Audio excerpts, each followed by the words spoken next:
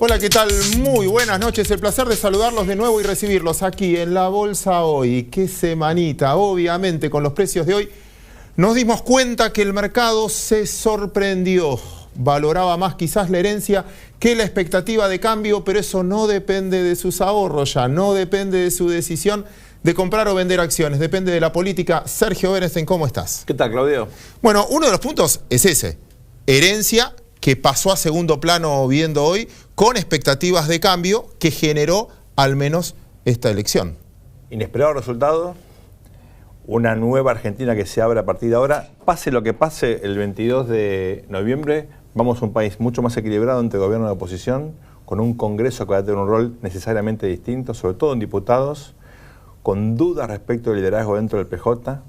Si gana Scioli va a ser el jefe, si pierde Scioli se abre una puja por la asociación que va a tener a los gobernadores del interior como protagonistas, sectores muy moderados, en general tratando de conseguir acuerdos. Creo que estamos frente a un escenario que para el mercado es muy interesante porque se abre la posibilidad de que vayamos a un acuerdo sobre política pública, sobre todo si Massa termina apoyando a Mauricio Macri.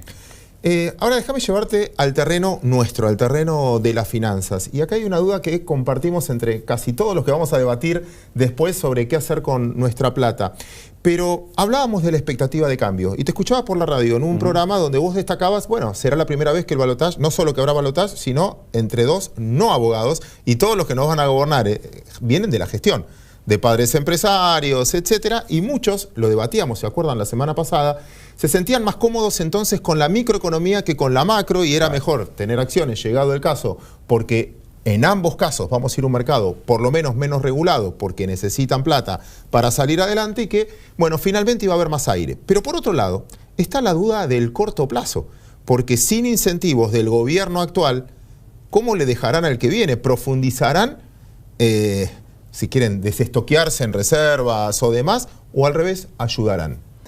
Está la duda de acá al 10 de diciembre, que no es menor, y está la duda a partir del 10 de diciembre. De acá al 10 es el daño que pueda generar, eso lo digo yo, no decís vos, el daño que pueda generar el gobierno, con medidas como las que vos sugerís, poniéndole al próximo presidente más presión, con medidas obviamente que comprometan las reservas del Banco Central o, digamos... Sí, los futuros, la venta de futuros, el balance lo que hicieron con los fondos comunes, que finalmente después lo prorrogaron, pero provocaron una baja enorme. Exacto, o obligarte a emitir pesos para efectivamente cubrir las diferencias que haya con los mercados futuros. Eso es un plano importante, pero la clave acá se llama gobernabilidad, Claudio. Lo charlamos en programas pasados y yo creo que el próximo gobierno va a tener que enfrentar una agenda de correcciones macroeconómicas, microeconómicas compleja.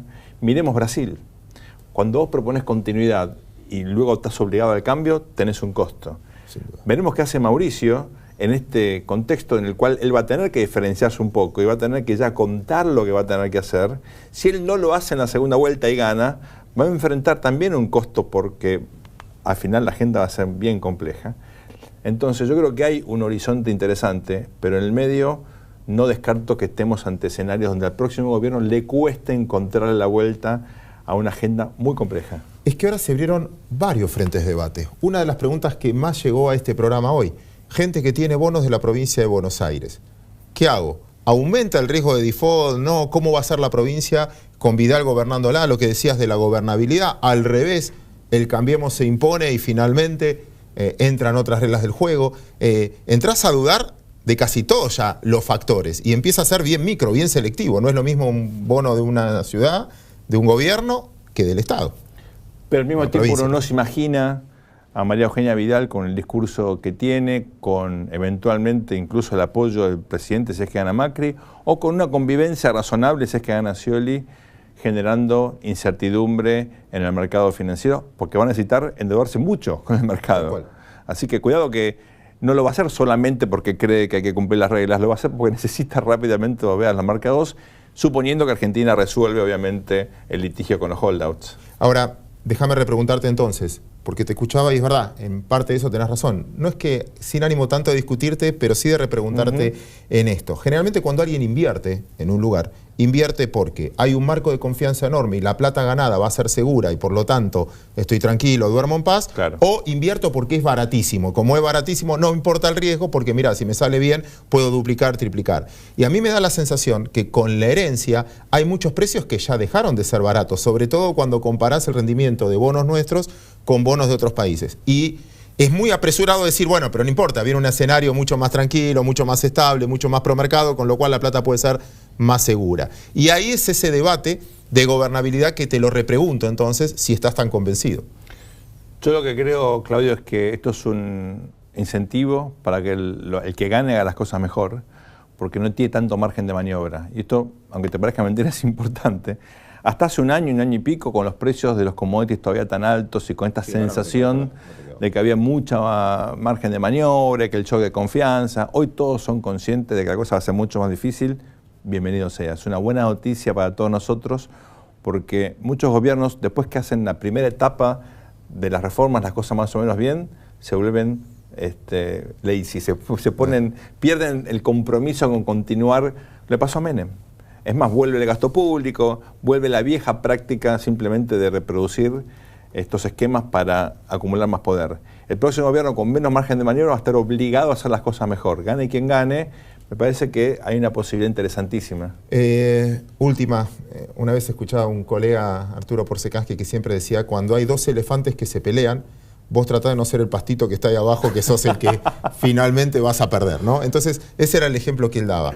Y las internas del peronismo propias, generalmente la Argentina la pagó muy caro. Históricamente, la pagamos todos muy cara. Esa interna que empezó a darse hoy en las declaraciones de Aníbal Fernández, sí, claro. ¿La ves intensificándose o no? Hay que maquillar todo porque en noviembre hay que hacer lo posible para ganar. Nunca estuve en una pelea de elefantes, pero estuve en la cancha viendo cómo se peleaban los barra bravas del mismo equipo y me corría por la duda, digamos, ¿no? Buen ejemplo para ver. Yo creo que acá vamos a una puja por el liderazgo dentro del PJ. Las tensiones que ya estaban latentes, más o menos definidas por diferencias personales o de política, se van a acentuar. Pero sobre todo, si gana Scioli, va a haber la puja por fortalecer su liderazgo. Y si pierde, se va a abrir una puja por la sucesión, donde los gobernadores tendrán un rol, algún intendente, veremos cuáles son los actores que predominan.